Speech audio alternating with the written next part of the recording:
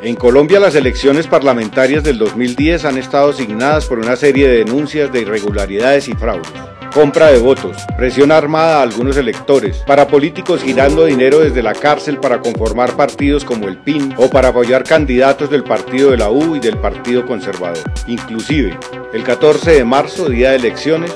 se seguían haciendo denuncias. Nosotros recibimos información de los ciudadanos, empezamos a recibirla desde las 7:30 de la mañana, más o menos recibíamos una llamada cada 3 minutos.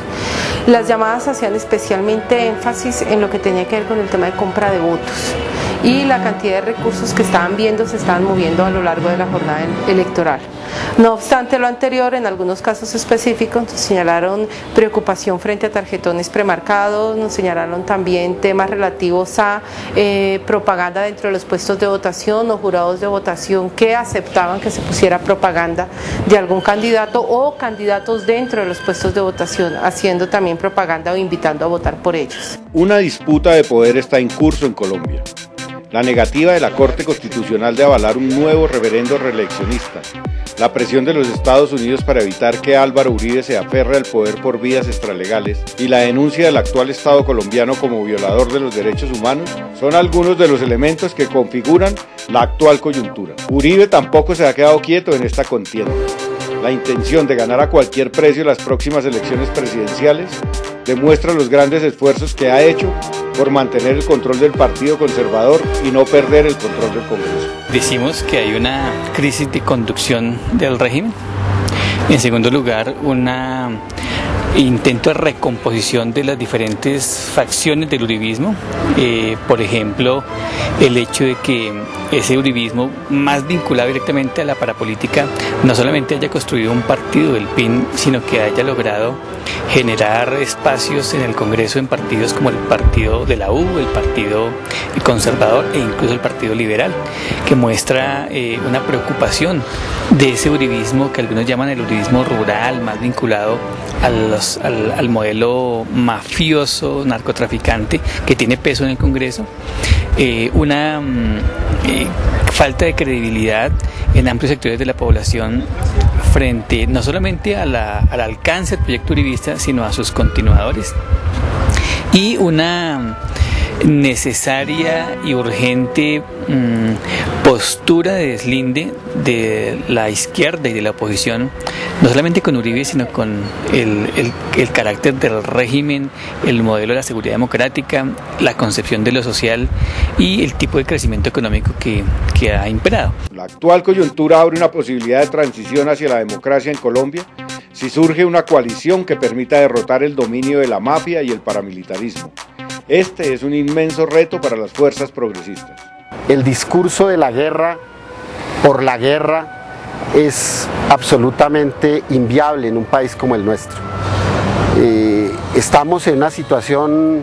económica a nivel internacional muy complicada. Marchamos sin lugar a dudas hacia un mundo multipolar y nuestra política centrada única y exclusivamente en mirar hacia el norte, hacia Norteamérica, creo que se ha demostrado que es bastante equivocada. Si no se abre en este momento,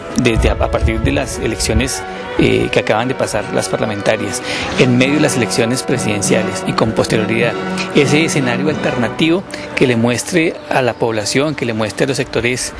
transformadores, que es posible ir construyendo una ruptura programática, pero también un tejido social y organizativo institucional alternativo que muestre que otra Colombia es posible, una Colombia democrática. El reto principal es trabajar fuertemente en términos organizativos, en términos programáticos y en términos de capacidad de convocatoria y difusión de una alternativa que en lo político, en lo social, en lo cultural, en el modelo de país, en el modelo económico, en el tipo de educación y de salud tan cuestionados y tan vilipendiados por el actual régimen, se muestre como efectivamente una alternativa posible, creíble y con respaldo social, cosa que va a ser en el mediano plazo. Lo importante es abrir esos escenarios como por ejemplo el Congreso de los Pueblos. Tenemos que abrir una nueva etapa, una etapa en la cual la consideración primero del diálogo político, pero un diálogo político serio sobre metas alcanzables pero significativas para las personas más vulnerables, sea la base y el eje real de una política hacia el futuro. Me parece que más allá de la coyuntura y de estos años que de alguna manera se deben venir de transición, los movimientos progresistas están hoy, contrariamente a lo que muchos piensan, en un escenario, en una posibilidad de hacer propuestas, de hacer actividad política interesante más allá de los riesgos que eso implique, que realmente por fin nos saquen de este pantano. Creemos que la crisis internacional, como toda crisis, es una oportunidad. Es una oportunidad en el sentido de que ya los reclamos sobre un modelo como el llamado modelo neoliberal, que se ha agotado completamente, empiezan a tener eco en el mundo, incluso en el mundo desarrollado. Hemos visto la reacción de los movimientos populares en Grecia, por ejemplo, que me parece a mí son interesantes y son el abrebocas de movimientos populares en los países desarrollados y a los cuales nos podemos sumar, a los cuales les podemos hacer eco, con los cuales podemos realmente unir fuerzas